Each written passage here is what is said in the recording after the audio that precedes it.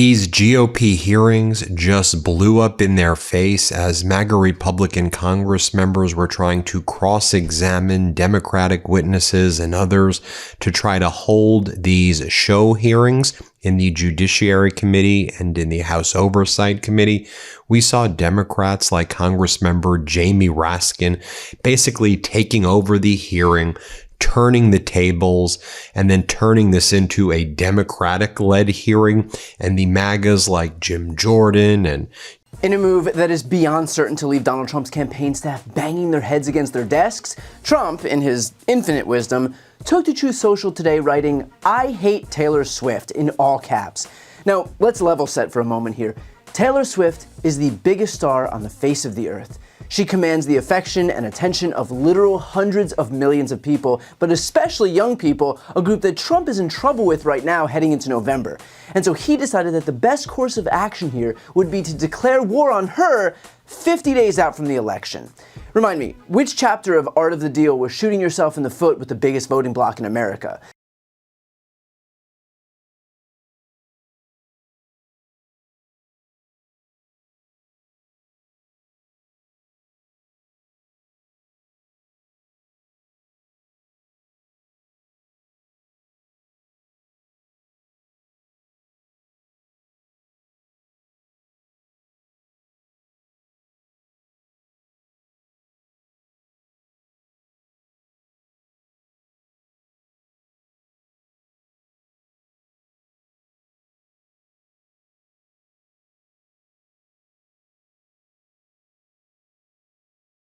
Taylor Swift destroyed Donald Trump. And folks, as somebody who tracks every single one of this man's feuds and obsessions, I need you to understand that what is happening right now, tonight, is maybe the most perfect humiliation of Donald Trump's entire presidency, and he didn't even have to be in the room for it. Today is Friday, July 3rd, 2026, and at this very moment inside Madison Square Garden, the most famous arena in the world, Taylor Swift is getting married to Travis Kelce. It's confirmed. Her publicist, Tree Payne, announced it. Adam Sandler officiated. The A-list is streaming out onto 7th Avenue as we speak. And here's the part that should make Donald Trump absolutely lose his mind. It is happening in the exact same building where, 3 weeks ago, Donald Trump was thunderously booed at the NBA Finals, where the crowd jeered the President of the United States off the Jumbotron and where he was caught on camera falling asleep. Same arena, same summer. One of them got booed and fell asleep on camera. The other is getting married there, adored, on the eve of the 250th birthday of the country Donald Trump wanted all to himself. You could not script a more devastating split screen if you tried, and I've been watching this rivalry long enough to tell you it is the perfect distillation of the whole thing. Because Taylor Swift has never needed to insult Donald Trump. She has never needed a monologue, a debate stage, a truth social war. She destroys him the way she has always destroyed him, simply by being everything he is not. Beloved, welcomed, adored, the person the culture actually wants to cheer for. And tonight, on the eve of the 4th of July, in the arena that booed him, surrounded by the most famous people on earth, having just donated $26 million to charity on her way to the altar, Taylor Swift is the biggest story in America. And Donald Trump running a collapsing war is not. That, folks, is what winning looks like. Let me walk you through all of it. We're going to walk through every piece of it. Pull up a chair. There's a lot here, and it all connects. And it's moving fast. And before we get into it, let me explain why I filed the Trump-Swift dynamic in its own special category, because it's genuinely different from every other feud I track. With Cher, with Rosie, with De Niro, with Kimmel, there's an exchange. Two people going at each other. With Taylor Swift, there's almost no exchange at all. Trump attacks and Taylor lives her life. She wins Grammys, she breaks records, she falls in love, she gets married. And that silence, that refusal to engage is the most devastating thing of all because it denies Donald Trump the one thing he needs most, a reaction. Trump is an attention machine. And then Jamie Raskin points out how that ICE and Border Patrol already have a budget significantly greater than over 150 countries, and they have not made us safer. They're the criminals. They're the Gestapo. They're the SS. They've made things far more dangerous. Watch Congressmember Raskin. Brilliant, brilliant stuff right here. Let's play it. All walks of life.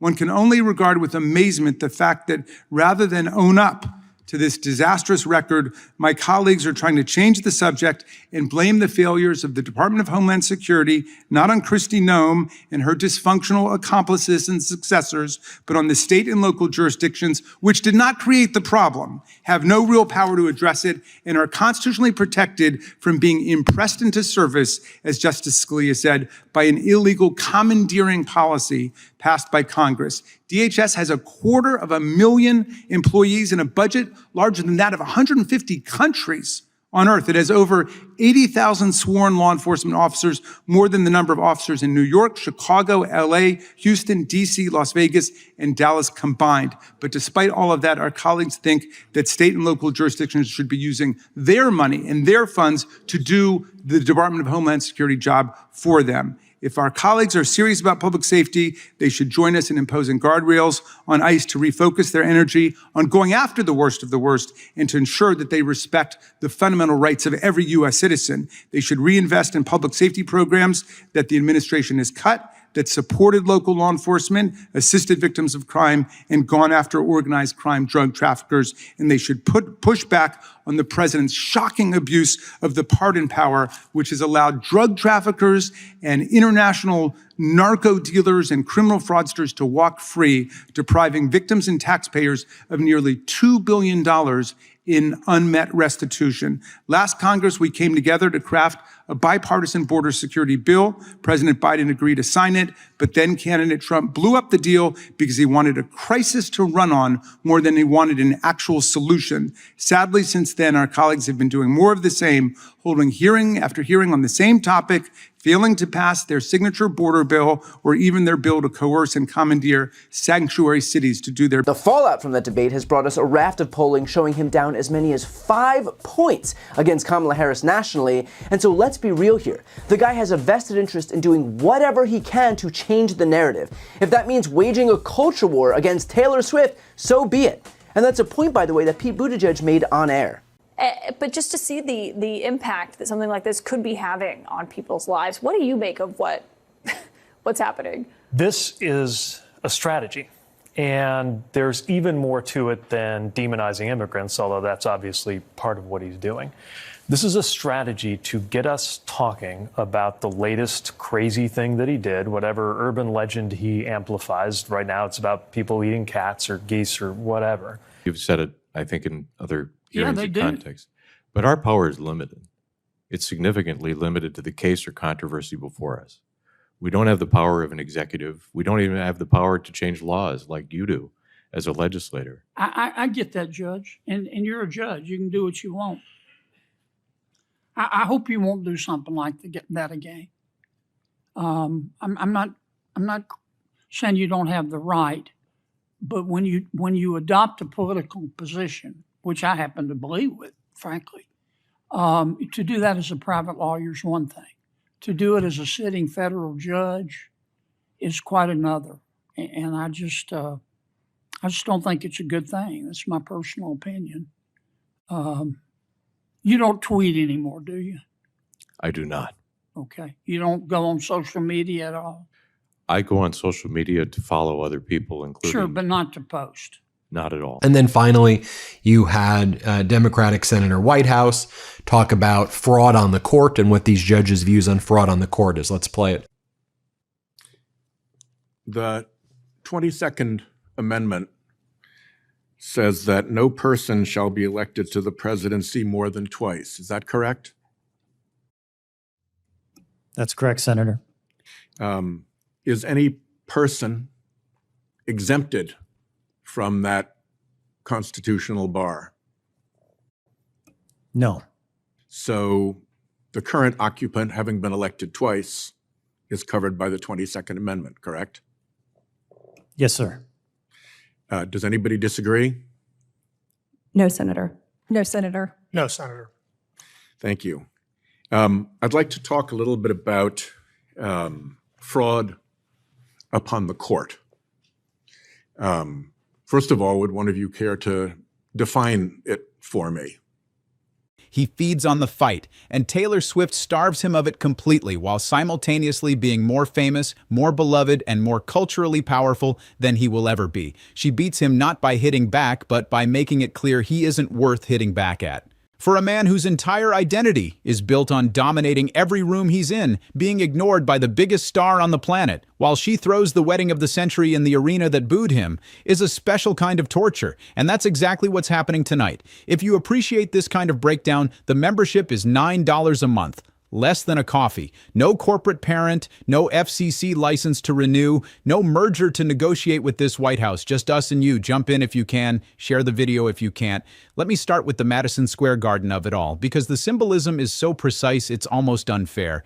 Rewind to June 8th of this year. Donald Trump becomes the first sitting president ever to attend an NBA Finals game at Madison Square Garden. And when his face goes up on the Jumbotron during the national anthem, the most famous arena in the world does not cheer. It boos, thunderously, sustained, broadcast live to the whole country. The jeers only stop when the American flag replaces his image on the screen. And then, during the game, the cameras catch the President of the United States at his moment of maximum visibility in the cultural capital of America, falling asleep. An 80-year-old man booed and dozing at the Garden. Now spin forward to tonight. That same Madison Square Garden, 3 weeks later, is sealed off for Taylor Swift's wedding. The streets around it closed by city permit from July 2nd to the 4th. 1,000 guests, Beyoncé and Jay-Z invited. Selena Gomez, Ed Sheeran, the Haim sisters, Blake Lively, the entire A-list. Jennifer Lopez and Steven Spielberg and Tom Brady seen arriving, Adam Sandler as the officiant, and the crowd of Swifties standing outside in the sweltering heat for hours, not to boo, but to celebrate until the pink lights flashed, just married, across the arena. Same building, same summer. Donald Trump got booed there and fell asleep. Taylor Swift got married there to a roar of adoration.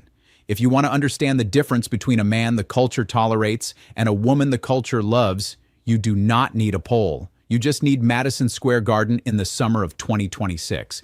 And let me give you the details because they're genuinely staggering, and every one of them is a quiet rebuke to everything Donald Trump is. The wedding was officiated by Adam Sandler, not a celebrity officiant for hire, a genuine friend. There was no ostentatious wedding party. Taylor chose her own brother, Austin, as her man of honor.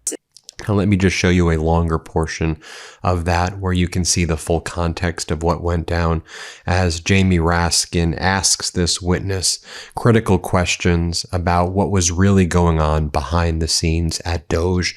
Look how he turned this hearing into an indictment on Doge. Brilliant work by Jamie Raskin. Let's play it.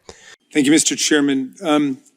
Ms. Pierce, I remember when we started this term of Congress and Elon Musk and Doge wiped out about $500 million of grants that were going to victim assistance groups, crime-fighting groups, local police departments. Nobody could quite explain why the particular Doge employee did that, but they wiped out about $500 million of grants going to help the families of victims and to try to stop crime. Can you discuss what happened there? What were those grants? Why did that happen, and what kind of effect does that have when money that we've appropriated from Congress for this purpose and the grants are programmed, they're wiped out? What effect does that have? Sure. So it was actually $820 million in Department of Justice grants that they canceled, $500 million of which had already been granted. So that means the organizations that were receiving those grants had already started hiring staff, renting spaces. The communities that were going to receive those public safety grants had already started relying on that money coming in, and all of that was wiped away. I've recently been working with the Victim Rights Law Center, which is an amazing nonprofit organization in Massachusetts. They have lost 3 attorneys so far because of the way that the Department of Justice is messing with these public safety grants. That means victims, hundreds of victims of sexual assault and rape no longer have attorneys because that public safety funding has disappeared. But it's not just victim assistance groups, it's also crime-fighting groups, and police departments had millions of dollars of grants that were canceled, correct? Absolutely. My recollection. Yes. So have the Office of Justice Programs grants from fiscal year 2025 been reinstated and distributed? So we were talking about earlier about canceled grants, right? There's another problem with the Department of Justice grants in that they have significantly slowed down the amount of grants that are growing across the United States, not only for organizations, but also for police departments. And the fiscal year 2025 Department of Justice grants that go through the Office of Justice programs have not been fully granted. But why is that happening? I don't know. The Department of Justice has not spoken to why this has happened. This is an unprecedented thing that has caused disruption across our country, and the Department of Justice is not telling anyone why they have been delaying this. It's more than $2 billion in grants that have not gone. $2 billion, did you say? $2 billion. So what would that $2 billion have been able to do for local police forces around the country? It would be used to hire officers. It would be used to train officers. It would be used to support officer wellness programs. It would be used to support resources for law enforcement, such as body cameras, different things that they desperately need. It's 4.2%, and it'll be 5% by the midterms at least. Then Donald Trump's like, Biden wouldn't do this. He needed a machine. Here, I'll play this clip for you right here so you can see for yourself. He wouldn't do this. No, he wouldn't. He needed a machine. That's the real deal right there. Okay.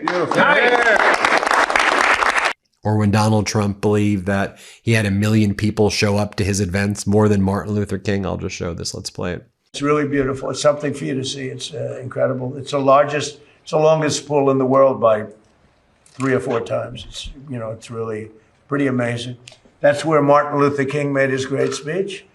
And they say he had 1 million people. And I made a speech there for July 4th a few years ago. And they said, and I was packed, and they said I had 25,000 people. They said he had 1 million, but when you look at the picture, I said, well, wait, the people were even tighter at mine. I had more people than him, but they said I had 25,000 and he had 1 million. But I'm not going to argue with Martin Luther King because I don't know. Think about the upheaval that has unfolded over the past several months. The other high-profile resignations. Hegseth asked Army Chief of Staff General Randy George, the Army's top uniformed officer, to step down in April, and the Army officer who led the Transportation and Training Command and the Chaplain Corps were removed from their roles as well. Navy's Vice Admiral Shoshana Chatfield was removed in April from her position as the United States military. Hegseth and Donald Trump have refused to promote women and minorities. The chairman of the Joint Chiefs of Staff, Air Force General Charles Q. Brown, was ousted in February 2025, along with the Chief of Naval Operations, Admiral Lisa Fricchetti, and Air Force Vice Chief of Staff, General James Slife.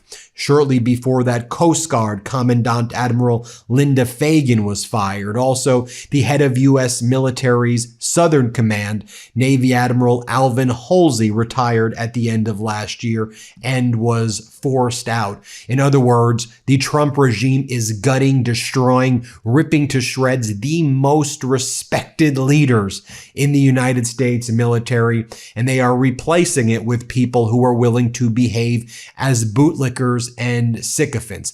Let me show you the contrast right now. First, I want to share with you General Donahue's leadership style, and you can see why he was viewed by Hegseth. And Travis chose his brother Jason as best man. Family. The guest list read like the Oscars, the Grammys, and the Super Bowl combined. Beyonce and Jay-Z, Selena Gomez, Ed Sheeran, Jennifer Lopez, Steven Spielberg, Tom Brady, Bradley Cooper, Gigi Hadid, Ethan Hawke, Hugh Grant, Chris Rock, the most powerful, most beloved people in American culture, gathering not because they were paid or pressured, but because they wanted to be there. And the couple, on the way into their own wedding, donated $26 million to 20 national charities. Think about that number against everything you know about Donald Trump and his foundation, which a court ordered shut down for misusing charitable funds. Taylor Swift's wedding did more documented charitable good in one night than Donald Trump's entire charitable career. That's not me editorializing, that's the public record, and it's a matter of court filings. Subscribe and share the video if you appreciate this kind of breakdown. And the timing is what elevates this from coincidence to something that has to be eating Donald Trump alive. Because Donald Trump has been planning for months to make this 4th of July the 250th anniversary of the United States, his moment. His Freedom 250 spectacle. his coronation. He wants July 4th, 2026 to be about him. The big speech, the big celebration, America's semi-quincentennial with Donald Trump at the center of it. And instead, the entire country spent July 3rd talking about Taylor Swift's wedding. She scheduled her wedding for the day before his big day, in the arena that booed him and vacuumed up every ounce of national attention. Trump wanted the weekend. Taylor took it without firing a shot, without saying his name, just by being more beloved than he will ever be. And I promise you, I have watched this man for decades. That is precisely the kind of thing that makes him crazy. Not a policy defeat. Being upstaged, being second, being the guy who got booed in the building where she got married. Now, I'm not going to sit here and tell you Taylor Swift scheduled her wedding specifically to upstage Donald Trump's 250th. I don't know that, and I'm not going to fabricate a motive. It's well documented that the 4th of July has been Taylor's holiday for years. She was famous for her star-studded July 4th parties long before Donald Trump owned a single news cycle. So maybe it's coincidence. But here's what I'd say to that. Even if it's pure coincidence, it's a coincidence that perfectly captures the entire dynamic. Donald Trump spends months trying to make a weekend about himself, and the culture simply decides it would rather celebrate Taylor Swift. That's not something Taylor did to Trump. That's something America did. And then Donald Trump was asked about his crypto earnings, over $2 billion. So what do you make of that? Do you think that's appropriate? And then Donald Trump says, of course, how else are we going to beat China? If you want to beat China, you got to lean it. What are you even talking about? First off, you've crashed crypto in the United States. I mean, lots of outside of even the Trump meme coins where people lost all their money. In other crypto ventures, people have lost pretty much all of their money at this point. Or, I mean, there's massive crash. I mean, look at the Bitcoin crash. I mean, you've seen massive crashes there. But what do you mean that you making billions of dollars while the people who held your meme coin lost billions of dollars, over $4 billion, that makes us stronger against China? Like, what the hell is this idiot even talking about? Here, play this clip. But making money in the stock market, that makes sense. So as far as crypto goes, and I'm just wondering, you didn't divest your business, you have your sons running it. I think vice presidents and presidents aren't subject really to conflict of interest laws, but there's this notion that you need to be aware of conflict of interest. Yeah. There was a large sum of money made in crypto. Did you know that your family business was going to engage in crypto? Did you have anything? Well, I was there before I was in office. But the way I view crypto is a little differently. We have to be at the top, otherwise China's going to take it over. Like, for instance, AI, we're leading substantially in AI over China and everybody else. I mean, we're leading. When I was with President Xi 3 weeks ago, he greeted me and his first words, I mean, literally were, wow, you've really done a great job. You've really, because this country was dead. We had a dead country. What does President Trump mean when he says that Taylor Swift is no longer hot? Look, he is speaking about Taylor Swift's political views and how perhaps it has impacted the support of the American public for her work. And I will leave it at that. So you heard it there, what they were saying. So just so you can again see, this is the size of a Shahid. This is in Ukraine. So you can see the size of a Shahid relative to 4 people, right? It's basically bigger than 4 people. Look at the 4 people there. This is an Apache. You see one pilot in front of the other. So if it got lodged right between, what do you notice that is the in-between phase? Well, one of the pilots is holding on to the, is holding on to where you fly, is hiding onto where you fly the plane. So this is what I looked like when I ran it through AI, and I just said, okay, show me what it would look like with the Shahi drone going, and I gave all the inputs. This is what it said it looked like. Now, mind you, in Trump's telling of events, both of the pilots are fine. No one is injured. The Shahid just goes right in the middle, and the pilots are able to kind of land the thing in the Strait of Hormuz and get out uninjured. And then when you think about all of the lies that CENTCOM have been saying, it all adds up. I want to note this as well. The Apache AH-64 also, to me, has an interesting link to Admiral Brad Cooper, who's the commander of CENTCOM. Notice this post from May 4th, 2026. He flies Apaches. That's what he did. Admiral Brad Cooper, CENTCOM, flew over regional waters in and near the Strait of Hormuz in an AH-64 Apache helicopter May 3rd, on the eve of U.S. military support for Project Freedom. He interacted with, that's what he did. He's an Apache helicopter pilot before climbing the ranks. He knows how to fly the Apache. So if you start thinking about, strange, you did an Apache story. How would you arrange this Apache story? I mean, again, maybe the Apache pilot, and I'll talk more about Brad Cooper in just a moment.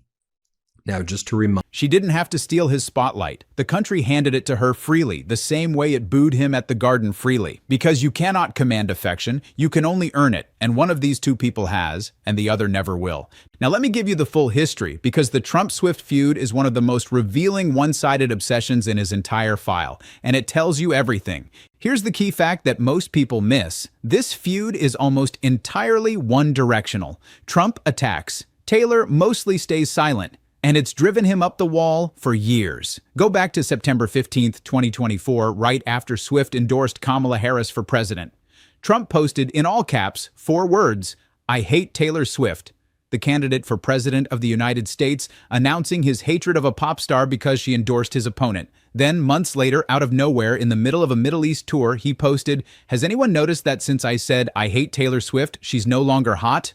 No longer hot. He compared her unfavorably to Sydney Sweeney. He wrote, "Being woke is for losers." This is the president of the United States at 2 in the morning, workshopping insults about whether a woman is attractive. That's not strength, folks. That's obsession, plain and simple. That's a man who cannot stand that someone has something he doesn't. And I want you to really sit with the "in the middle of a Middle East tour" part, because that's the detail that tells you everything about the psychology here. The President of the United States, traveling abroad on official business in a region on the brink of war, took time out of his schedule to post about whether Taylor Swift is still attractive. Not policy, not diplomacy, a rating of a woman's looks months after she declined to support him. That is not the behavior of a powerful man who has moved on. That is the behavior of a man with an open wound he cannot stop picking at. And the Swift endorsement itself was masterful in its restraint. She didn't scream. She didn't insult him. She posted a calm, reasoned statement about why she was supporting Harris, signed it "Childless Cat Lady" as a pointed dig at J.D. Vance's comments about women, and let it speak for itself. It reportedly drove hundreds of thousands of people to voter registration in a single day. That's the power that terrifies Trump. Not the volume, but the reach. She can move more people with one quiet Instagram post than he can with 100 all-caps tirades, and he knows it. Hit subscribe if this kind of breakdown is what you're here for. Share the video. The corporate media won't connect any of these dots. And here's the thing the nerds know. It didn't start hostile. Go all the way back to 2012, Trump actually praised Taylor Swift, called her fantastic, congratulated her on hosting the Grammys, because pre-political Trump treated everyone famous as a potential asset. More here as well from this cross-examination, or just making the witness his own. Let's play this clip. Our system is complex because it's a federal system. So we have national government, Department of Justice, federal policies, and then we have state and local policies. And there you described this tension, this hostility that's creating problems. Can you discuss how jurisdictions normally cooperate with the federal government in different ways? And how does it best work? Sure. So, talking specifically about immigration enforcement, like I said during my testimony, every single law enforcement jurisdiction across the United States cooperates with immigration enforcement. Every time someone is booked, that information is sent to the Department of Homeland Security and to ICE. And then jurisdictions from there need to decide how much more of their local resources they will lend to ICE and immigration enforcement to help ICE do its job. Okay. Will you just help us understand the different resources that are available to the federal government and then to local government police forces? Sure. So as I said during my testimony, this Congress has provided ICE with $113.5 billion to do their job to enforce immigration law in the United States. And that is more than the combined annual operating budget of every single local law enforcement jurisdiction in America. So we're talking about local police departments that have limited amount of resources, and their primary duty is public safety. Their primary duty is not immigration enforcement. Meanwhile, we have a federal agency who has a budget larger than all but 4 militaries in the world. and their primary duty is civil immigration. In office, the whole thing had massive red flags. I mean, do you remember back on, well, first it was May 26, 2026 when he got the physical, and then the White House started posting images. Perfect bill of health. You asked all 22 doctors immediately after they posted it at 10:05 a.m. Within a minute of him leaving, they said, perfect bill of health. You knew that, right? 1 minute, all 22 doctors. Perfect. Don't you want to wait to get the test results? I mean, I'm not trying to be all personal with you. I just got my annual physical the other day.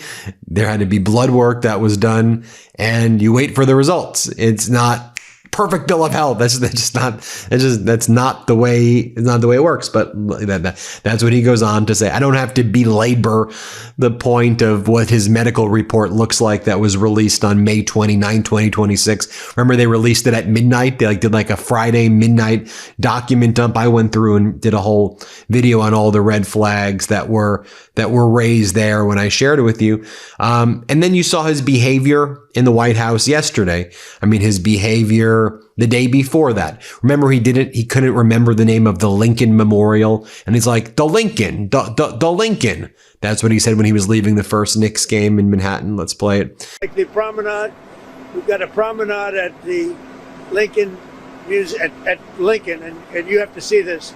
This will be one of the most beautiful things. The Lincoln Memorial is going to be unbelievable. Then in the Oval Office, when he was asked about inflation, I mean, again, the cognitive decline for him to, one of the things we call it disinhibition, right? That's what doctors call disinhibition.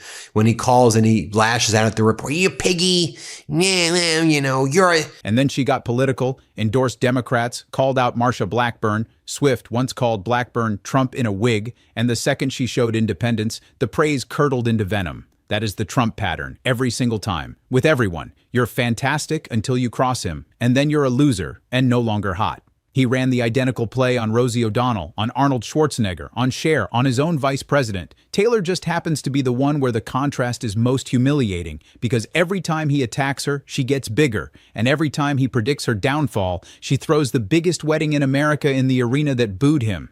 And remember what actually broke the ice for her. It was the 2018 Tennessee Senate race when Swift, after a lifetime of political silence, spoke up specifically against Blackburn's record on women's rights and LGBTQ protections. She didn't wade into politics for attention. She did it over principle, on issues she'd clearly thought hard about. And she's never retreated since. That's the through line. Taylor Swift's opposition to Trumpism isn't a pose. It's a conviction. And convictions don't fold under a mean tweet.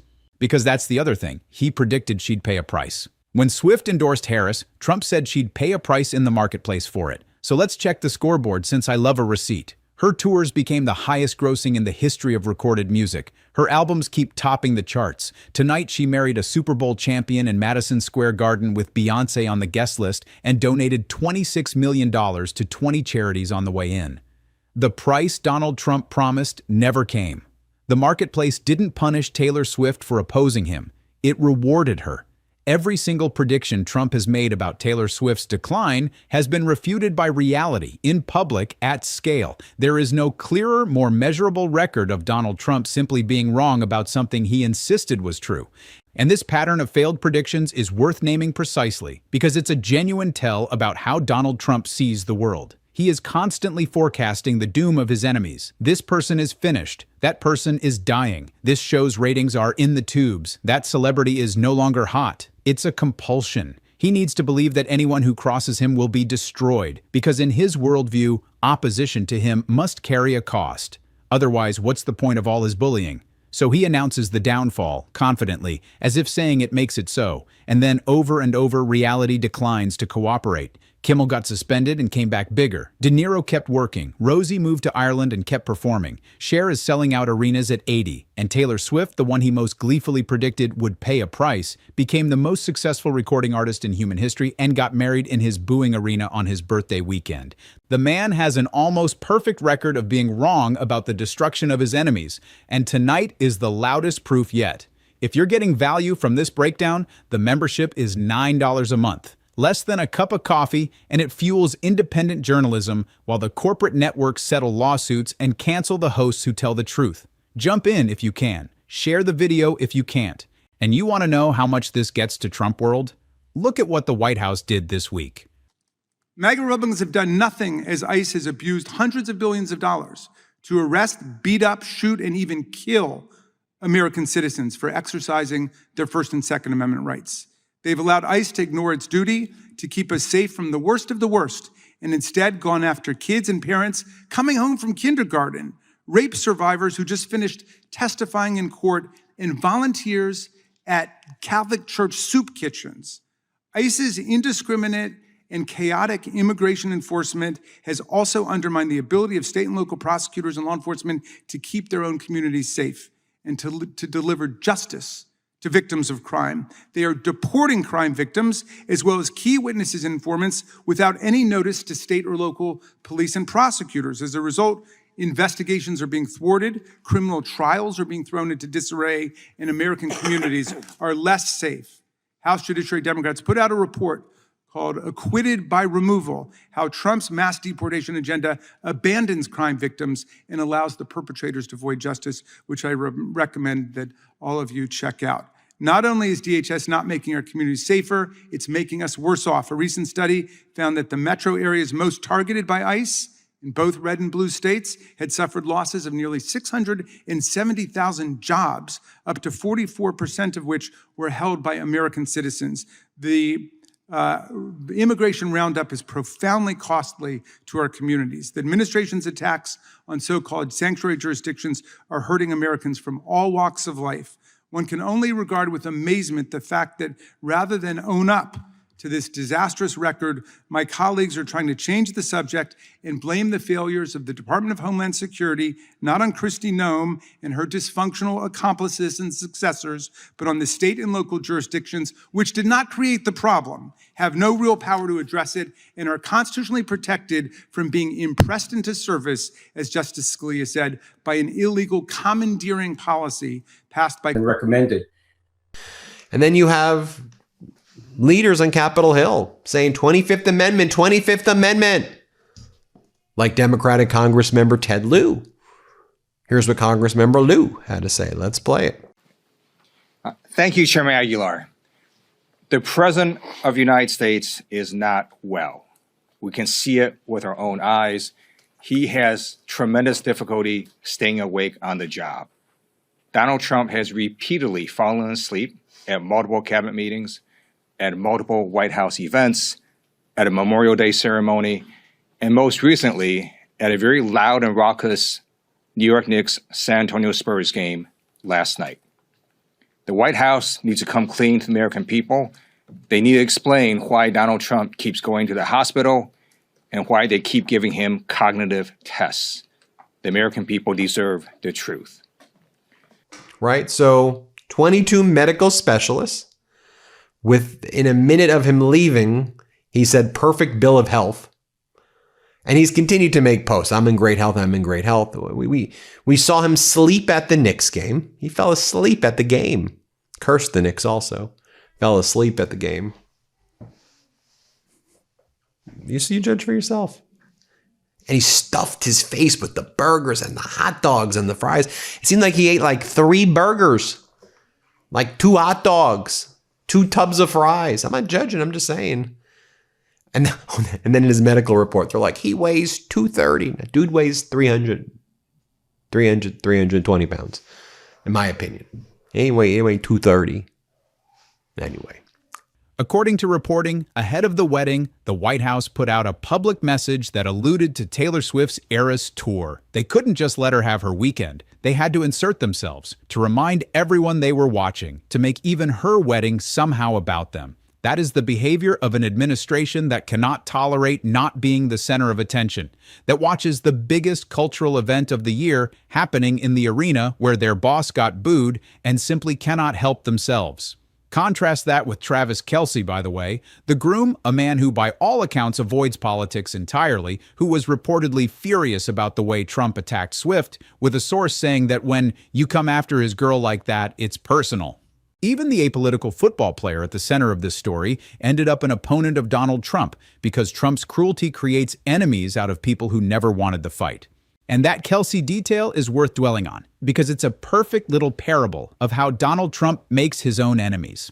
Travis Kelce is politically about as neutral a figure as exists in American celebrity. A football player, a tight end for the Kansas City Chiefs, a guy whose whole brand is being a fun, easygoing, apolitical everyman. There is no universe in which Travis Kelce wanted to be in a feud with the President of the United States, but Donald Trump, by relentlessly attacking the woman Kelce loves, the no longer hot, the I hate Taylor Swift, the years of it, turned a politically neutral football player into a man who reportedly seethes at the mention of him. That's the Trump pattern in miniature, and I've watched it 100 times. He doesn't just fail to win people over. He actively manufactures opposition by being cruel to the people they love. Multiply that Kelce dynamic across every family, every fan, every person who loves someone Trump has attacked, and you start to understand why the arena booed him. He built that booing, one gratuitous insult at a time. Now let me pull the camera back to what's actually happening in the country tonight, because while America is watching a wedding, the war Donald Trump swore he'd ended is a catastrophe. And I track every wire report, so here's exactly where it stands this 4th of July weekend. For weeks, Trump told America he'd achieved peace with Iran.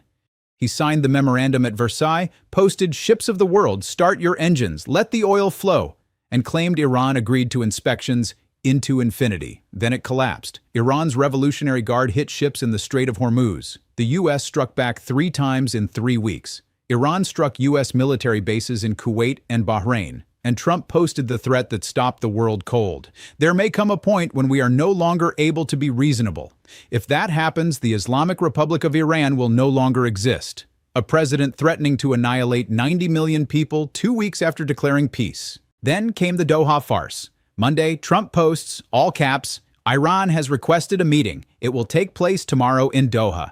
Within 2 hours, Iran's foreign ministry says no meeting with U.S. officials is scheduled at any level. The indirect talks that did happen crawled through Qatari and Pakistani mediators, with Witkoff and Kushner not even in the room. Trump declared denuclearization is moving along well. They are now demanding $80 billion for the war in Iran, which they claim only cost $29 billion, or else they are imminently going to be unable to pay contractors. And we are so low on our munitions that this budget request by Hegseth is being done on an emergency basis. You have Hegseth going out there and just like dancing around and, as Governor Newsom says, prancing Pete. And then you have Hegseth over here when he was in Cuba, basically saying to the troops in such a performative, straight to DVD movie kind of way, which is, Trump has your back. Your hands are unleashed. Do what you need to do and we'll have your back. In other words, he was encouraging them to commit war crimes on camera. Let's play this clip.